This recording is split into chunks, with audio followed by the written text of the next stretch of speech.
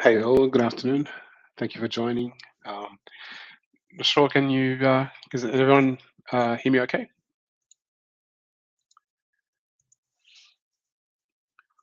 Cool. Yep, thanks, Lisa. Right, so guys, everyone, thank you so much for taking your time from the afternoon. Um, I wanted to present this topic to the virtual community. I've been basically presenting this topic in about 12 different countries and in about 3 or 4 online events since the start of the year. It's an exciting topic for me, but essentially it's a topic that I think that every technologist should keep in their mind. And it's not always in the top of mind when we as developers and technologists basically go um, to develop generative AI, pretty much anything really. Um, a little bit intro. Andre Sara. I'm a guy with many titles, but the most important title that I have is that I'm a human being like you guys.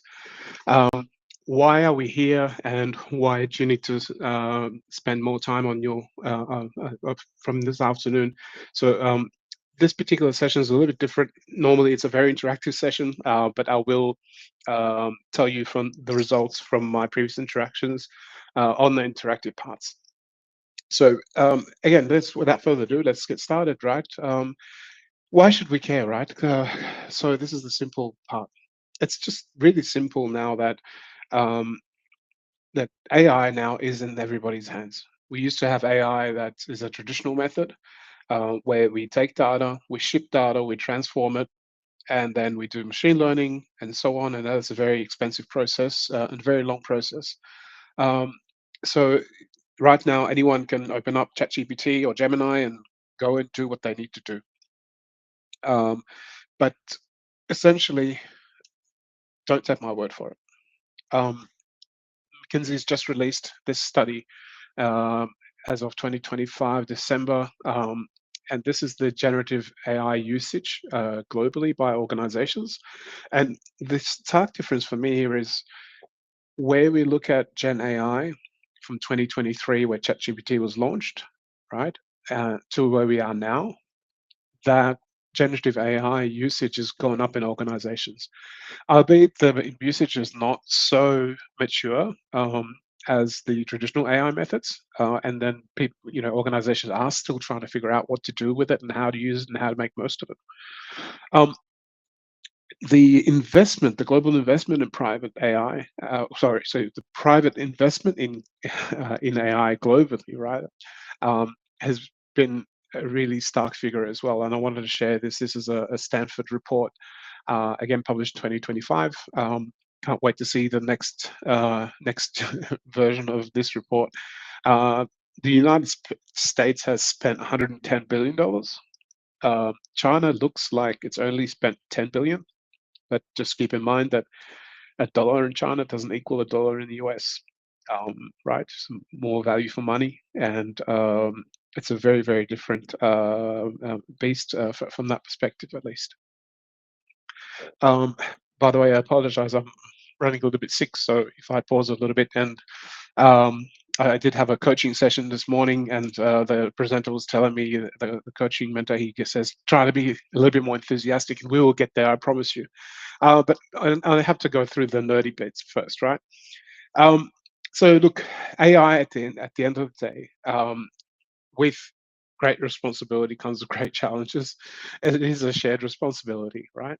So some of the most common uh, uh, uses and ethical considerations from AI is essentially bias and fairness. This particular point was actually the same point in the traditional methods, right? So data bias, garbage in equals garbage out. I'll give you an example, right? So I'm a Lebanese Australian living in Germany. If my development team were all Lebanese Australian males, and we had 10 of us using a large language model and training it, for all intents and purposes, my large language model output is going to think it is a Lebanese Australian male, right? So this is the part I want you to think about a little bit. So how do you fight against bias and fairness? You can use tools in Vertex AI or other parts in Microsoft or Amazon to basically remove that bias from the model, or at least train the data in a more a fair way, and you can test that data. It's not just wishful thinking, right? So one of the challenges that we also have is essentially with generative AI being open to everyone, and anyone can create anything at the moment. There's also a lot of misinformation, a lot of intellectual property disputes. Not too long ago, actually, about in October, I think it was, Anthropic was actually caught by UK publishing firms that they copied more than 80 copyrighted books to train Claude. This publishing house took Anthropic to the courts, and they settled. Um, Now, too little, too late. Anthropic paid, I believe it was somewhere around 1 billion or so as a fine, as a settlement fee. Um, but the point is, this is intellectual property that was used to train a model without prior input, right? So without prior permission. And this is a little bit scary when we are using generative AI as well. So we need to also protect the data that we actually publish when we ourselves actually uh, publish using generative AI. It could be songs, it could be images. Google actually has the tools to show you, and it is an open source tool. It's not specifically for Google products, but essentially you can watermark even text that you yourself produce or an organization produces. Um, there's a little bit job displacement. I don't believe we are there yet, not to massive amounts. But the privacy and violations, security abuse. The next slide's a little bit of an interesting one for me. I normally like to take a little pause and let people digest this data.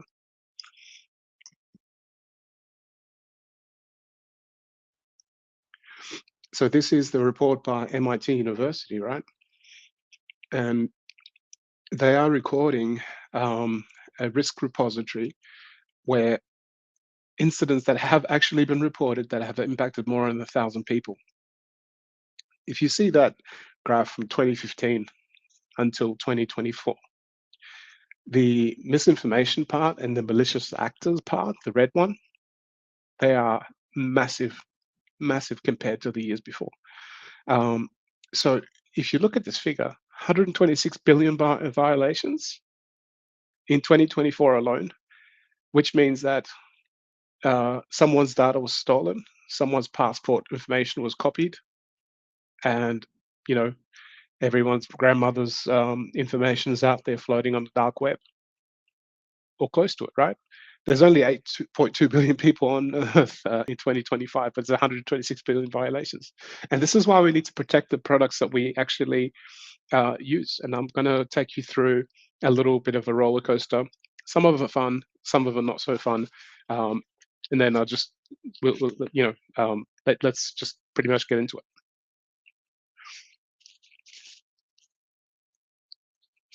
Right. So AI in the news.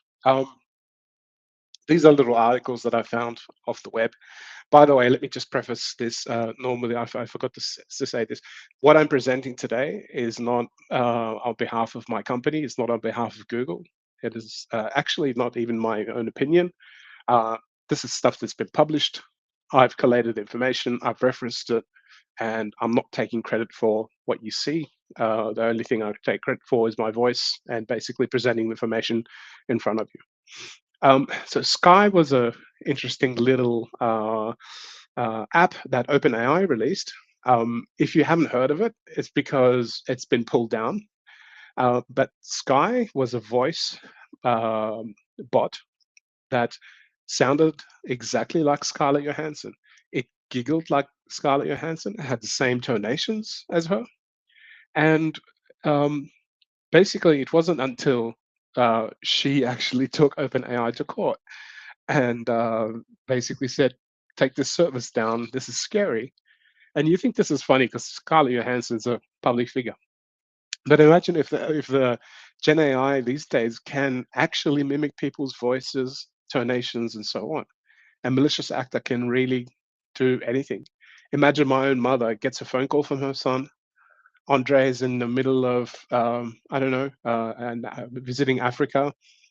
He got jailed, and Mum, please get my brother to transfer some money to this account because I'm in trouble and they won't let me go. She's going to do it. She's got no way to verify.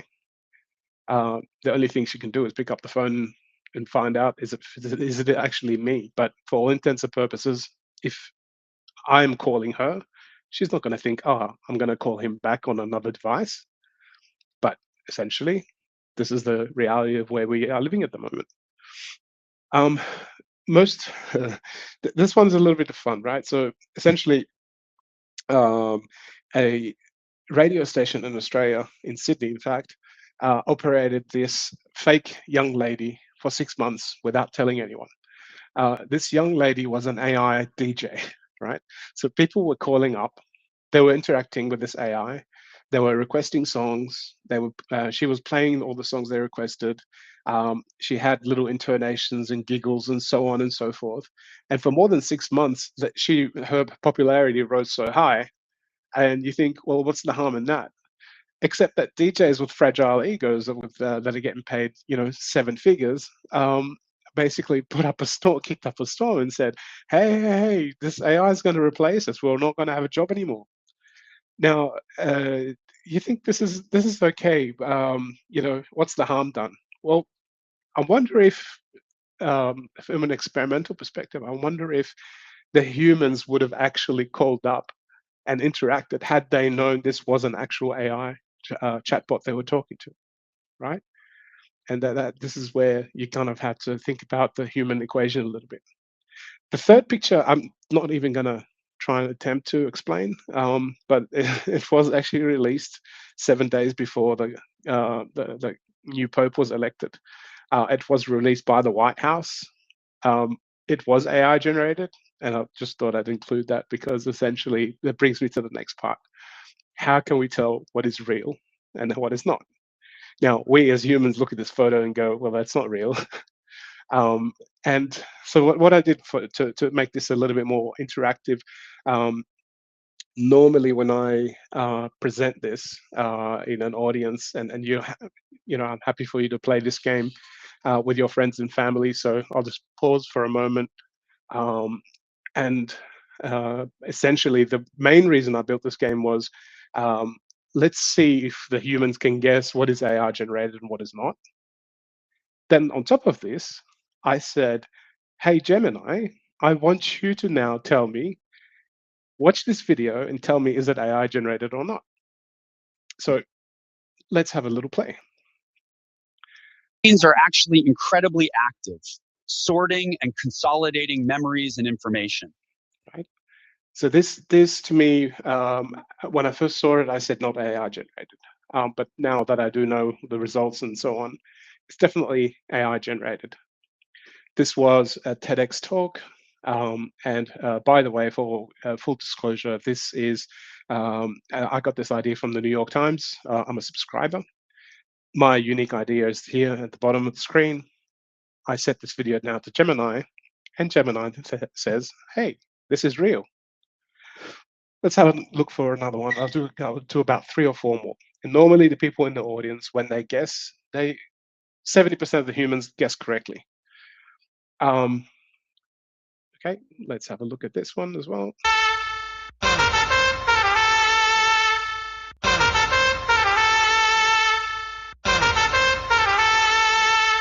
Okay, normally people in the audience get this one wrong. Some say it's AI generated. Um, Now, basically, it wasn't AI generated. Um, I'm getting an error from Gemini. Hello. The demo gods have spoken. Let's have a look. All right, let's go. AI generated. Nope. Okay, I think maybe there's too many people watching this video right now as we speak. But in any case, when I do present this, basically Gemini thinks this is real, even though right now it says AI generated. If there's more errors coming, I can debug the website later. But essentially, this is the first time I presented it about 12 times that it actually has broken at me. Um, I'm Melissa Moore. We begin tonight with a significant jolt to the global financial markets. Good evening, and thank you for joining us. I'm Todd Owens. I'm Melissa Moore. Okay. I thought this was not AI generated. Okay. Gemini at this point is not guessing anymore because I think I've run out of tokens on my Gemini API key. Probably it's a big audience behind the scenes. But I can tell you the point is that the humans often in the audience, when they see this, minimum 70% of the audience gets it correctly, while Gemini has around a 40% chance of getting it right. So normally, every time I click on it, it shows Gemini thinks this is real. Gemini thinks this is real, and so for me, it's quite funny. And you think, okay, Andre, so what? What's the big deal? It's a bit of fun, right? Now I'm going to take you to a little bit of a darker side now for a moment. And we as human beings we're pretty much disgusting, right? So if there's something fun and geeky and technology related, someone will find some ways to make it inappropriate. Yeah. So the first headline speaks for itself. This is again generative AI being used or misused. Hallucinations are very, very prevalent in AI. Recently, excuse me, in October, as you see the date, this was a Sydney Morning Herald. There was a journalist who was actually accused of killing a child, and he was cleared in the courts. Now, when you research his name using Google search, Google at the time went, hey, in October 2023, this New South Wales politician is a convicted child murderer, right? So imagine someone is Googling your name, and Google has a hallucination using their AI, or it could be another AI, it could be Bing's AI. That hallucination exists across all models, so we cannot blindly follow what the AI is. One of the funniest ones I've seen recently is actually I did one this morning. I asked, when's the next solar eclipse? And it says, the next solar eclipse is in March 2025. Well, that's the past. We're in December. There are some dark sides as well, right? The autonomous AI in warfare, where basically autonomous means that the AI is making decisions on behalf of the humans. And the consequences that could have, unfortunately, we have seen it over the last 2 years, and it continues in other parts of the world, in all parts of the world, right? And we're not going to see this go away. I'll take a little pause now because the next part is a little bit, again on the dark side, but I promise you things will get better a little bit later. And I want to show you also how to protect against some of this stuff going forward if you are a developer. So these are two perfect examples. One is from a little game online website called Character AI, where you get to program your own AI as a personality and interact with it. A 14-year-old boy basically created Daenerys Targaryen as his, secret love chatbot, and he was chatting to her on a daily basis. He fell in love with her. He knew that it was a chatbot, and through his interaction with Danny, as he called her, he said to her one day that I'm going to commit suicide. And then Danny's response was, I think I'm going to miss you, right? Now, imagine you've built an AI agent in your application and someone has innocently misused it that way. Are you directly responsible? The fact that some harm was caused. Character AI recently just came out and basically barred children under 18 from using the chatbots. That was their solution. Instead of the chatbot responding, you are you're under 18, please talk to your mother, please seek here's a phone number you can call, here's a helpline you can call, something, nothing at all. That that court case is in the US. I believe the mother won it because basically she said there are no guardrails in place, and it was proven that the chatbot can be asked anything and it will always respond, because essentially it wants to be a happy little Labrador that wants to give you an answer. Now, character AI is a little bit more obscure. ChatGPT is by largely the most, or by far the world's largest used chatbot in the world, right? Again, a suicidal teen, a 16-year-old this time. And I do have the references to these stories at the end of the deck. So happy to share the deck with everyone. But essentially, ChatGPT was pretty much telling this young boy as he was practicing on how to hang himself. He goes, I'm practicing. How does this look? And he's taking photos of the rope on his neck and then sending it to ChatGPT. And then ChatGPT's response was, yeah, mate, that's not bad at all. It's pretty good. So I showed you some bad sides. I will show you one more, and I'll show you something really funny though. But for me, it was funny, but I'm a geek, so you might find this funny. I live in Germany. I use a telecom app for by Deutsche Telekom, and they've released Magenta AI as part of the app because it's, everyone wants to do AI. Now, I went onto the app. The very first thing I asked was, what is the value of pi to 300 decimal places? I wanted to see what its response was. It actually started calculating every single permutation that it could think of in a massive hallucination that was 45 minutes later ended up in the app crashing, right? Instead of the AI responding to me, I am just simply a telco system. It's actually started calculating the value of pi. Now you think, what's the harm in this? But imagine you have a startup, you've got seed money worth, I don't know, 100,000, and some idiot like yours truly goes onto your app and runs one of these queries, and you don't have any guardrails in place because you didn't have the forethought to put it into place to begin with. Well, imagine if you had put this simple Python fix, right? It's essentially, without the quotes, it is literally 3 lines of code. So without these 3 lines of code, you end up with a $100,000 bill from Google or Microsoft or Anthropic saying, please pay for your compute. Or even worse, you have your own data center, and your data center's private AI is churning through in the back end, through the power, through GPUs. The power companies are happy because you're consuming electricity, and DC operators are going to be super happy. But then you end up bankrupt because of a 3-line piece of code that could have protected your app from doing this. Now, later on, I did come back to Magenta, and then to Telecom's credit, basically they did say, "Yep, I'm just a chat assistant. Leave me alone." But it was too little, too late.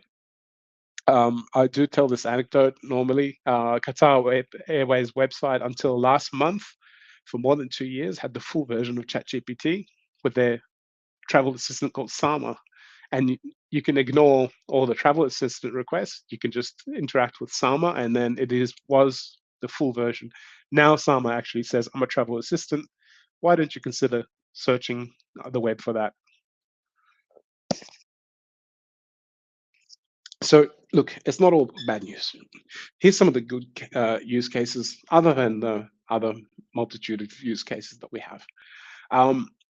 Google DeepMind have actually partnered up with Stanford and a whole bunch of companies, and also universities and research institutions globally.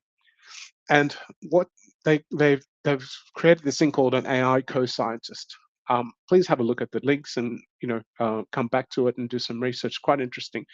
But one of the main factors, and I actually use and pay for Gemini myself. It's basically there's one particular research feature within Gemini called deep research. And Gemini can be used in an agentic way like the others, but Gemini can do actual research as well. So you can give it a research plan and it will go and search. It will concatenate information, it will distill it and then format it and so on and so forth.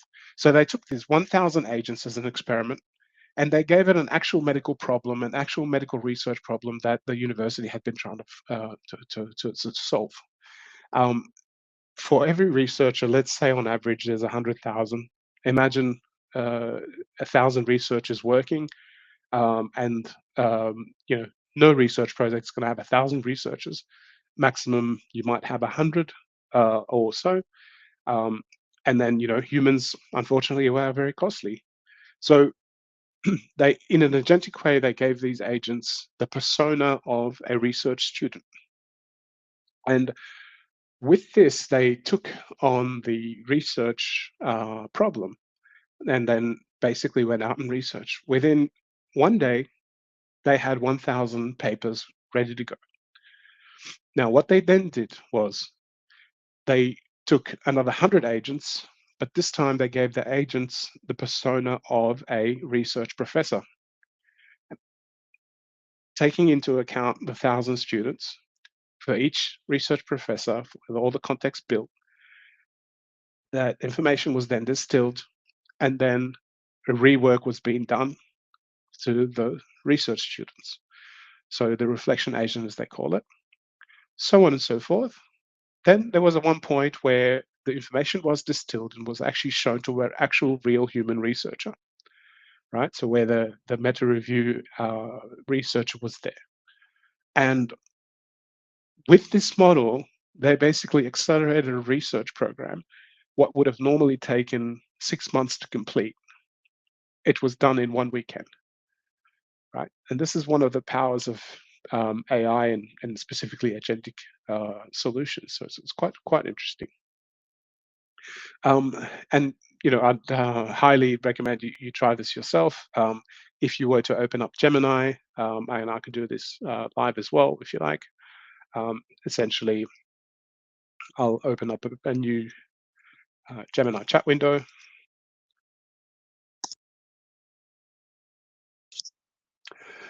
Excuse me again. I've been fine until I started research. Yeah, I started talking. But essentially here, what you can do is within Gemini, you can then take um, the prompt, and then you can click on the tools under deep research, right? So you can say, hi, Andre, what do you want to research? At this point, I'll say, I don't know, I want to research the latest. By the way, I'm doing this randomly, so just want to. I want to research the latest, um, um, the latest information on replaceable batteries for electric vehicles around the world. Present me the top 5 most successful solutions and the rationale behind each. Yeah. So all I've done is I've just put this deep research button and I've clicked on, pretty much start. Now it's going to come up with a research plan. For all intents and purposes, I'm going to agree with its research plan. But essentially, this is a thinking model, so it's going to take a little bit longer to respond. But as it's doing what it needs to do, it's then coming up with an actual research plan. So it thinks this is what good looks like, right? I'm going to select these websites, which are the market leaders. Okay. I want to, okay, so one thing that I read in this part, geographical expansions into China, Europe, Southeast Asia. I want to know, in addition, if there is anything specifically produced by China that does not exist in other parts of the world.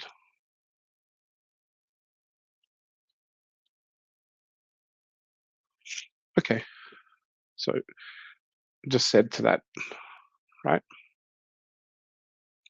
And as that's churning along, before I hit the start research button, I'll go back to my presentation. So at the end, I'll have a review, and what I will do is I will share the link to this chat and also to the research report that's written. It's quite handy because the other competitors, Gemini, don't do this. So right now I'm just going to click on Start Research, and then it's going to, basically, oh, hello. Again, the demo gods have come out of the woodworks today. All right, cool. Without further ado, there are some links to ones I've done before, so you can actually have a look at them. There's many of the research papers that I have done live successfully without without doing this. So anyway, so it's not all bad news. That was the point that I basically shared before.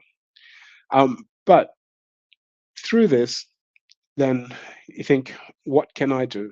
So by the way, it did start researching. I just hit redo a couple of times. Essentially, responsible AI, right? It's not the most exciting topic to talk about, but I hope that I've shown you that what happens in the cases where a simple little thing like guardrails are not put into place, where ethics and humans are actually impacted, either through an autonomous decision in an agentic way, or through simply, what is common sense for us humans compared to what is common sense to the AI. And we assume that AI has common sense, but it doesn't. That's as simple as that. It doesn't. So as part of actual organizations developing, and if you're planning to publish something in an online format or in a company format, if you live in the EU or UK, there are actual regulations you have to adhere to. And these regulations came into effect earlier this year. And there's an audit basically that's done as part of this compliance audit. If there's an AI, if there's any malicious misuse of any particular product that you have, that you've got to go back and then fix. And depending on the severity of the incident, you're given a certain time to remediate the situation. But then, you think, great, Andre, this is fantastic. But what can I do on a more personal? I'm just a two-person development shop. At the very minimum, just ask a fellow developer, ask someone else, get a second opinion, and then find out, are there any ethical considerations that I have overlooked? Is there any bias that you can help me with this? And then try and test it. And the other part is, remember, the human in the loop is always important. So even in an agentic way, a human pair of eyes reviewing the agent's output is going to make a huge difference whether or not this particular output is quality or not, right? Also, think about the large language models and where their data sources are coming from, right? So one of the dark sides of generative AI at the moment is that I have actually presented this earlier in the year, and on one of my company calls, I was told, hey, why should I use Gemini? I can use DeepSeek, for example. And I'm like, okay, fine. DeepSeek is a lower cost model. Appreciate that. But I don't know where DeepSeek's training was conducted or what data was conducted on. I don't know Google's one, but I do know that Google's got AI principles that they follow inherently, right?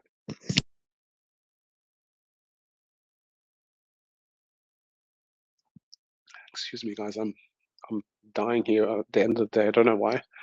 But essentially, at the end of the day, when you think about these AI models, think about where the data is being researched from. Remember, not so long ago, Anthropic came out and admitted that they did actually copyright, so they did steal copyrighted information to train their model. And interestingly enough, Google does have the only model that can actually watch YouTube videos. So I wonder why. And it makes me, it makes me laugh a little bit because essentially, I think this is one of the key differentiators with multimodal things. But what I would always say to you is consider using what is appropriate for your use case, right? Large language models are overblown for what most people's use cases are. In most cases, a small model like Gemma is just as powerful as Gemini. It can be deployed even on a mobile phone, right? It's just its context window is a little bit smaller than Gemini's. But you're able to output, you're able to control the outputs, and you're able to quicken the response times. Um, uh, you know, um, this is one of the things. If you're developing a medical application, use a model that's been trained on medical data. Don't use Gemini or Claude or ChatGPT. Right. So that's the things you have to really kind of think about. And I can tell you though, one of the most important things that will differentiate a good developer from an average developer is essentially prompt engineering or context engineering. It's how you query the things, even in an agentic fashion, right? It's how you query your model that's going to basically guarantee you a better result at the end. If you're talking to the model with too much information from the get-go, then it's going to make assumptions because at the end of the day, it wants to be a happy little Labrador to make you happy. And through proper prompt engineering and through context engineering, you can control the thought pattern, if you can call it even thought, because an AI is not going to create something that doesn't pre-exist, right? It's very good at regurgitating existing data and showing you distilling that data, but it's not going to be able to create something scratch has never been created before, at least not for the time being. Yeah. So some tools for the gigs, right? We talked about this stuff before, and by the way, the report is ready, and I think that took less than 5 minutes or so. This was the evolution of the electric vehicles swapping 2025, 2035. And here's what's upcoming in the market. And with this, I can actually go export to docs. It's going to take it to my Google Docs, which I can then PDF it or put it in a Word format and so on. And I will share the link to this afterwards. Right, so we talked about watermarking, which is how do you protect your intellectual property when you are using generative AI. And Google's research department basically open sourced SynthID, which you can actually use this for any of the large language models. So if you are developing something that's going to output, if someone even steals text from your model and uses it in their own publishing, you can actually prove in a systematic way that through watermarking techniques that this was actually your watermark, even through text. So we know that over images and sound and videos and so on, you can hide pixels and all that stuff. But in this case, Google's figured out how to do it through text. Now, two simple things from an agent safety perspective, right? So firstly, agents are very much prone to hallucinations or doing things they're not supposed to, or they kind of go in this endless loop. And there are actors, malicious actors that come in and can actually use agentic agents to do some harm to your own models.